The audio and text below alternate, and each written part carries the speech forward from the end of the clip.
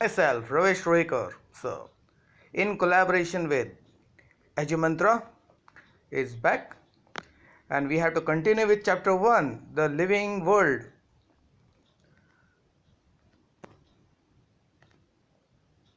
So today our topic is the unique features of living organisms. तो आज हम देखेंगे कि लिविंग ऑर्गेनिज्म्स के कौन कौन से फीचर्स उनको यूनिक बनाते हैं, and some of the feature we are going to study in more detail. तो सबसे पहले एक एक करके देखते हैं. तो पहला है सेल ऑर्गेनाइजेशन, फिर ग्रोथ, थर्ड इज मेटाबॉलिज्म, फिर reproduction, consciousness, movements, adaptation, evolution, ageing and death, और लास्ट आपको स्टडी करना है होम्योस्टैसिस. तो let's see each one of this characteristic in little more detail, and it will be really interesting one to see. तो सबसे पहला जो feature है लिविंग ऑर्गेनिज्म्स में वो है द सेल ऑर्गेनाइजेशन. तो we all know cell is the basic unit of all life. तो जितने भी लिविंग ऑर्गेनिज्म्स है, चाहे वो सिंपलेस्ट ऑर्गेनिज्म लाइक बैक्टीरिया हो, अमीबा हो, या प्लांट, एनिमल, मल्टी सेलुलर, जितने भी लिविंग ऑर्गेनिज्म्स हैं, सबका बॉडी बेसिकली जिस स्ट्रक्चर का बना होता है उसको कहते हैं सेल. तो सबसे पहले हम लोग डिफाइन करते हैं व्हाट इज अ सेल. तो cell is the basic microscopic structural and functional unit. तो बेसिक क्यों? Because without cell you cannot create a living thing, and it is microscopic because all the cells except some like ostrich egg जो largest you can see cell है, तो they can be seen only under microscope, and it is the structural and functional unit. Means what? कि if you take any organism, उस organism के पूरे body को देखें आप, या उसके बॉडी के किसी पार्ट, उसका जो स्ट्रक्चर है वो स्ट्रक्चर सेल पे डिपेंड करता है, और वो स्ट्रक्चर जो भी काम करता है वो भी सेल पे डिपेंड करता है. For example the skin is flat. The skin is flat because skin को बनाने वाले जो सेल्स है they are flat, and skin acts as a barrier against germs, against external forces, क्योंकि ये उसका काम है. तो structure of skin cell is because of the function which it has to perform. So that's why cell is the basic microscopic structural and functional unit of all living organisms. Now, तो all the living organisms are made up of cells.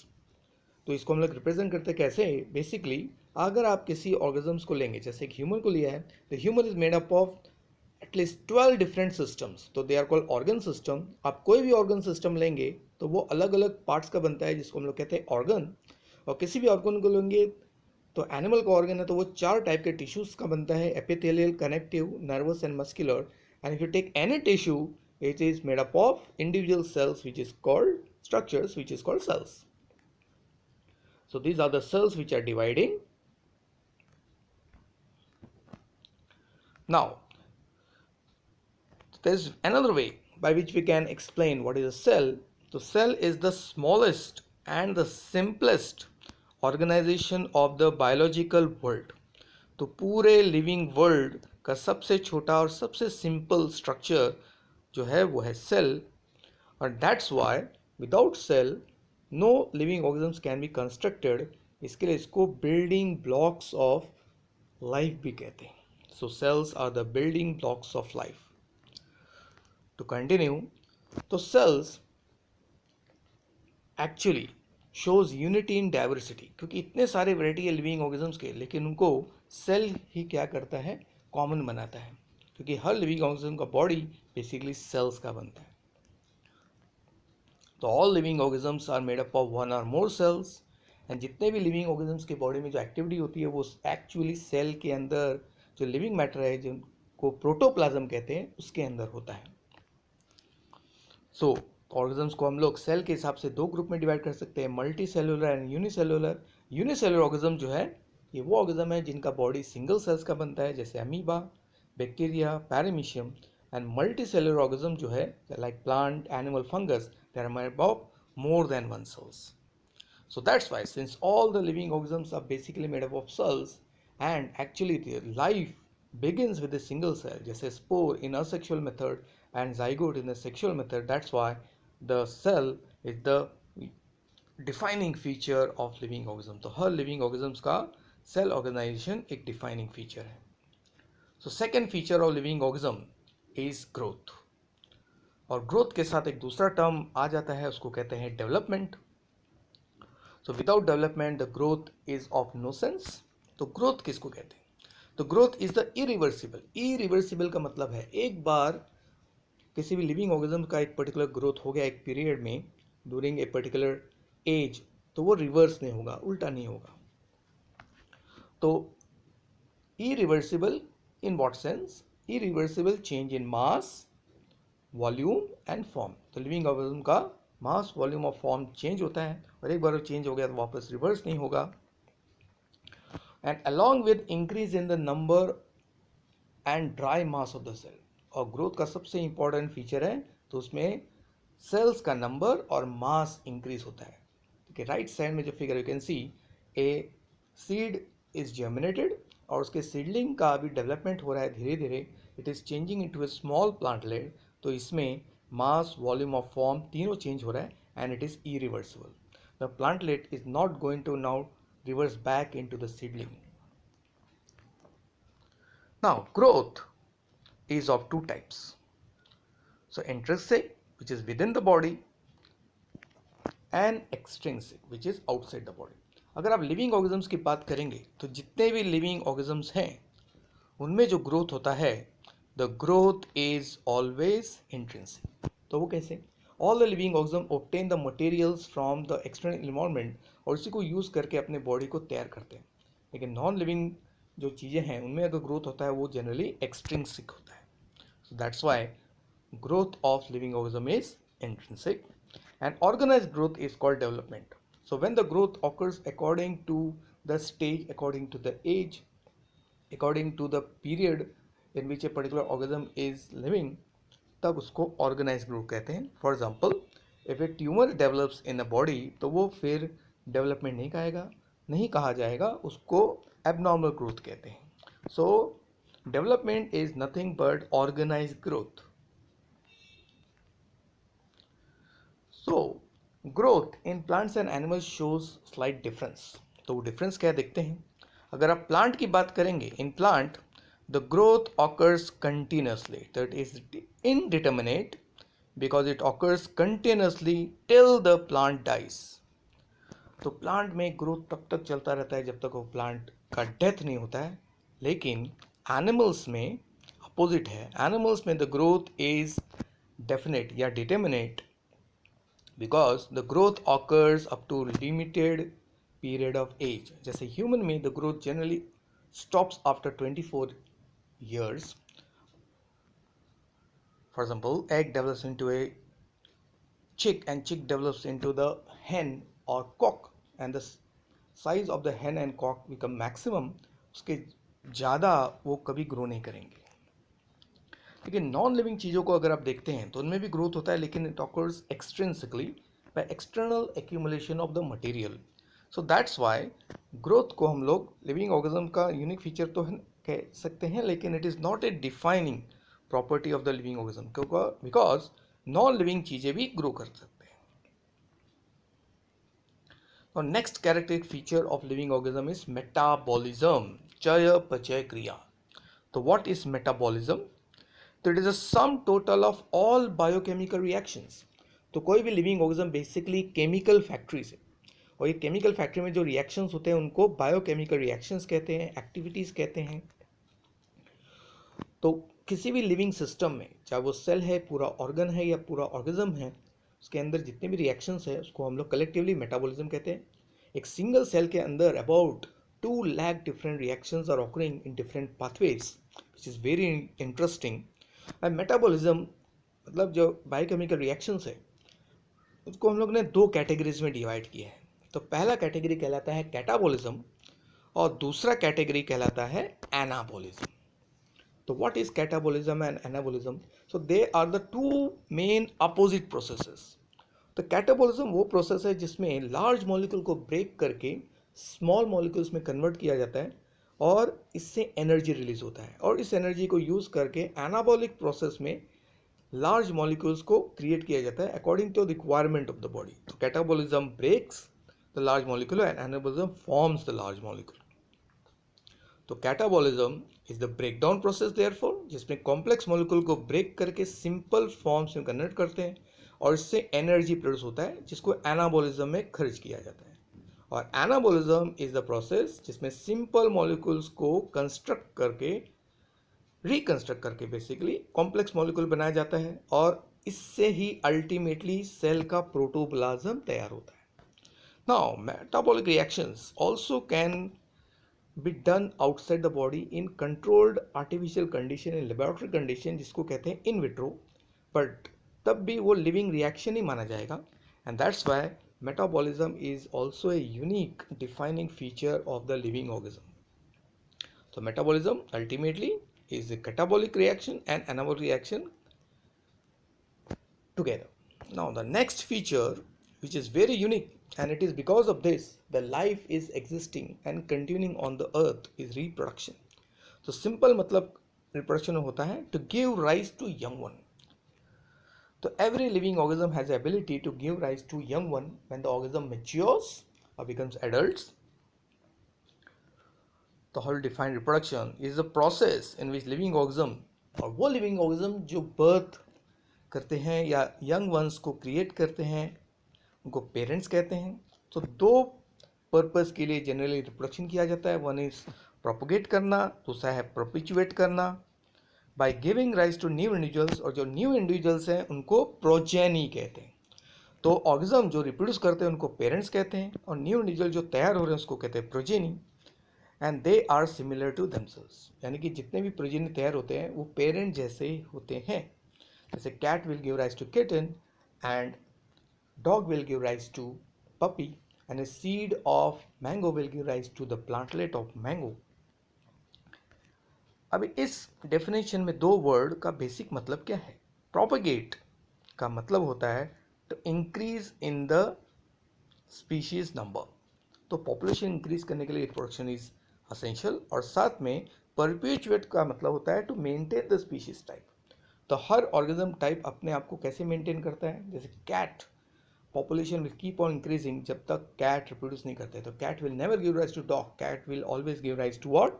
Cat only. तो इससे population भी maintain होता है. Now all the living organisms when they reproduce, तो there are two methods, a sexual method या sexual method. तो इन्हीं दो मेथड में से किसी एक मेथड या दोनों मेथड से एक लिविंग ऑर्गेनिज्म रिप्रोड्यूस करता है. तो कुछ ऑर्गेनिज्म खाली असेक्सुअल मेथड, जैसे ज़्यादा करके एनिमल्स सेक्सुअल मेथड से रिप्रोड्यूस करते हैं. लोअर ऑर्गेनिज्म जो है जनरली असेक्सुअल मेथड से रिप्रोड्यूस करते हैं, लेकिन plants and other organism generally use both the methods to reproduce. So diagrammatic representation अगर देखेंगे तो parents perform reproduction to give rise to progeny, and progeny will be called as clone if they are produced by asexual method because they are genetically identical.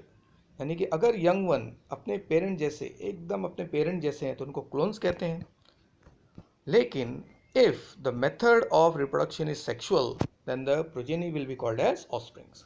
तो ये बहुत ही unique है. You have to remember clones are the progeny or the young one produced by parent using asexual method, and offsprings are the progeny produced by parents in sexual method. And because of the reproduction the family size of every organism increase. So this is a family of weasels. Now let's see the different methods in short. In asexual method there is no involvement of gamete. तो asexual method वो सारे method है जिसमें gametes का involvement में नहीं होता है. और मेथड्स में है आपका देखिए बडिंग, हाइड्रा, बाइनरी फिशन, या आपने पिक्चर देखा होगा, amoeba is performing the binary fission. Then asexual spore formation, इसमें म्यूकर है, आपका एस्परजिलस है, दे प्रोड्यूस स्पोर, उसको स्पोरुलेशन भी कहते हैं. देन यू गॉट फ्रैगमेंटेशन और रीजनरेशन, जिसमें बॉडी जो है ब्रेक होता है into pieces and each piece develops into new organism. Then you got vegetative propagation, higher plants में vegetative propagation along with the sexual method पाया जाता है. Then sexual method is very unique जिसमें gamete fertilisers to produce zygote. तो sexual method is different from asexual कि sexual method में gametes का union होता है बाय प्रोसेस कॉल्ड फर्टिलाइजेशन, जिससे जाइगोट बनता है और यही जाइगोट फिर अल्टीमेटली एम्ब्रियो में डेवलप होकर फाइनली यंग वंस में कन्वर्ट होता है। तो इसकी शुरुआत होती है sperms, you can see a number of sperms are trying to enter the ovum, तो उसके साथ फर्टिलाइजेशन होकर जाइगोट बनेगा and fertilisation will lead to formation of embryo. This is the human embryo, and ultimately this embryo will develop into young one. Now there is one thing कि many organisms do not reproduce. For example, mule, तो donkey and horse when they are made to reproduce तो उससे एक sterile animal बनता है, उसको कहते हैं mule. Worker bees is a class of bees and some humans which are not able to reproduce उनको infertile कहते हैं.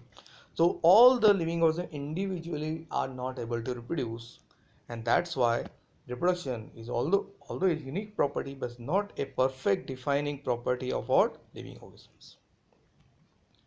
Now one of the very unique feature of living organism is consciousness, जिसको sensitivity भी कहते हैं और इसको responsiveness भी कहते हैं. Now it is a unique ability of living organisms. So all the living organisms have the ability to sense their environment and respond to the external stimulus या environmental stimulus. तो living organisms के आसपास environment जो भी changes आते हैं उसको कहते हैं stimulus. And this stimulus is any kind of physical, chemical or biological change जो environment में हो रहा है, जिसको एक organism sense करता है with the help of sensory receptors और ऑर्गन्स, जैसे change in light, water, temperature, दूसरे ऑर्गेनिज्म का प्रेजेंस, एब्सेंस, केमिकल्स, पोल्यूटेंट्स, तो उसको हम लोग सेंसिटिविटी भी कहते हैं. तो sensitivity is simply the ability to respond to the changes in the environment. तो सेंसिटिव एनिमल्स और सेंसिटिव प्लांट में थोड़ा फर्क है. Plant generally are sensitive to external changes like light, temperature, and they don't have very unique organs of sensation, and they are less actually reactive, and their responses are also very slow. Like in sensitive animal is very unique, they are very quick to respond, and they have got a unique system called nervous system which controls their sensitivity, and brain is one of the most important organ which controls the sensitivity. And stimulus के हिसाब से organism में जो भी changes आता है उसको हम लोग रिस्पॉन्स कहते हैं. तो response is any kind of change or reaction which occurs in a organism when he detects the stimulus. So let's see some of the unique examples of consciousness which mainly helps in survival and adjustment. So you can see किसी भी worm को earthworm को जब touch करते हैं तो immediately वो spiral रूप में कॉल हो जाता है. तो this is because of sensitivity. The touch mean not very unique. The leaves actually droops, bend हो जाते हैं when you touch. Then sunflower always faces the sun. आपको मालूम होगा सनफ्लावर का नाम ही इसके लिए पड़ा है कि उसका फेस हमेशा सन की तरफ होता है. And a dog if you anger him तो he will show the reaction. डर गए ना आप लोग. So all organism therefore are aware of their surrounding, और इसी वजह से they are able to survive and make quick adjustment. लेकिन डेड ऑर्गेनिज्म या non living things do not show consciousness. तो ये यूनिक फीचर जो है ये हर फीचर से सबसे यूनिक है for all living organism. Sensitivity. एक पर्सन जब डेथ होता है तो वो डेड है या नहीं, तो उसके सेंसिटिविटी, आंखों में रोशनी डाल के हम लोग चेक करते हैं वेदर द प्यूपिल डायलेट्स और नॉट. इफ नॉट, इसका मतलब है पर्सन इज नॉट रिस्पॉन्डिंग, मतलब he is dead. So that's why consciousness is the most defining property of all life. And human has one unique feature of consciousness, उसको कहते हैं self consciousness. तो they have got the inner self जिससे वो अपने आप को समझते हैं. Now other features we will study. Movements. तो all the bodily changes in the organisms को हम लोग मूवमेंट्स कहते हैं. तो एबिलिटी ऑफ द ऑर्गेनिज्म को चेंज, तो any kind of change in shape, size, location, position और configuration of the entire body और body parts by own ability. खुद की एबिलिटी से जो ऑर्गेनिज्म्स का बॉडी या बॉडी पार्ट में चेंजेस आता है, साइज, शेप, लोकेशन और कॉन्फ़िगरेशन, उसको मूवमेंट्स कहते हैं. जैसे animals have very distinct, you can see, unique movements because they have got muscular system, so they can run, hop, swim, fly.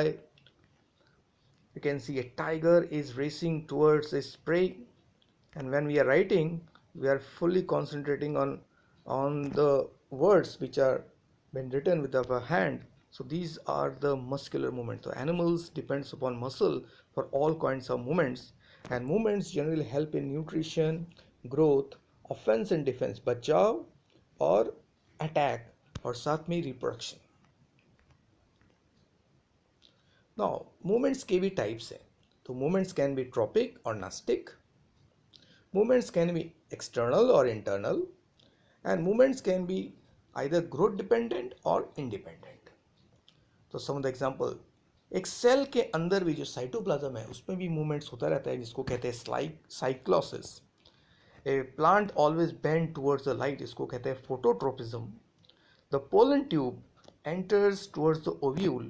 It is because of chemical attraction called chemotaxis, and the pathogens are engulfed by WBC, and this is called phagocytosis. इसमें भी movement is very important.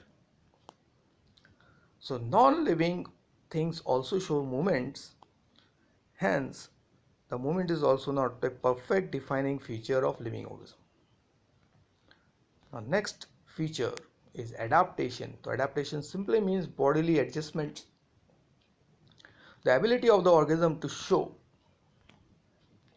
structural, functional और behavioral changes.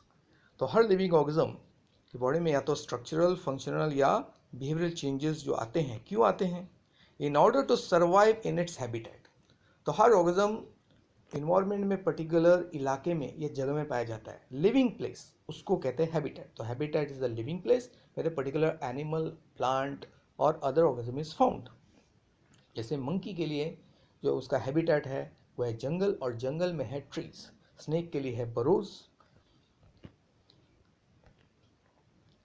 तो adaptations are also of types. तो adaptations can be short term, जो temporary रहते हैं, जैसे आपका skin colour depending upon the light change होता है. It tans during the summer and becomes fairer during the colder season.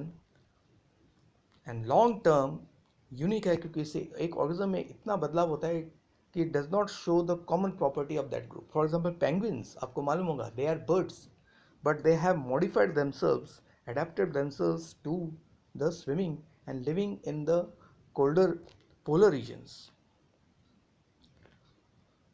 So short-term adaptations helps to survive, grow and reproduce, and long-term adaptations की वजह से new varieties develop होता है along with survival, growth and reproduction in that particular environment. So that's why adaptation is also very unique. तो some of the unique examples we can see, देखिए Drosera एक parasitic insectivorous plant है वो. Then cactus is xerophytic plant जो desserts में पाया जाता है, उसका स्टेम लीफ की तरह डेवलप हो गया है. द कैमेलियन, गिरगिट रंग बदलू, इसको मिमिक्री कहते हैं. तो dolphin is a mammal but is adapted to swimming. Then you got Pistia, it is a aquatic floating plant. And the sea turtle is unique member of the marine environment. So that's why it is a unique adaptation, is a unique property of all living organisms. Now next property देखते हैं evolution. The evolution is nothing but a slow, gradual and sequential changes जो एक living organisms में आता है जिससे ultimately नए species form होते हैं. उसको speciation भी कहते हैं.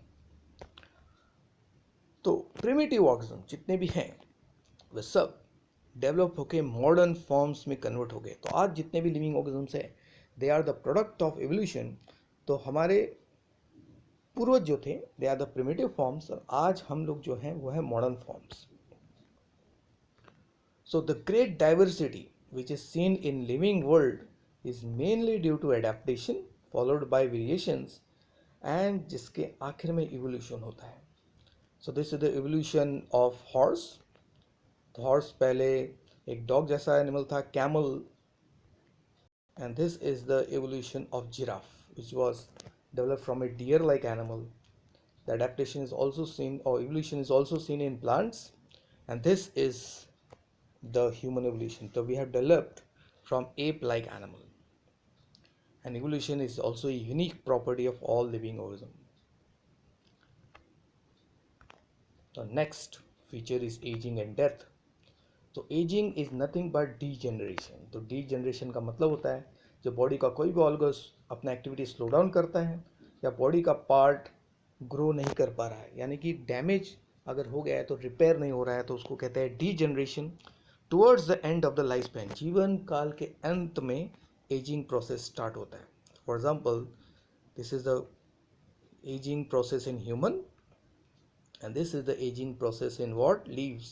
An aging process is also called senescence. It is a period just before death. Death के पहला, नेचुरल डेथ के पहले जो भी स्लो डाउन प्रोसेस होता है, डीजनरेशन होता है, उसको senescence कहते हैं. And what is death? Death is the end of all life activities, the complete stoppage of all vital life activities and metabolic reactions को कहते हैं डेथ. जैसे एक डाइंग सेल का पिक्चर आपके सामने दिख रहा है, a dead rat and a dead tree, and a dead organism will not grow and will not show any response, so it will not show any sign of life.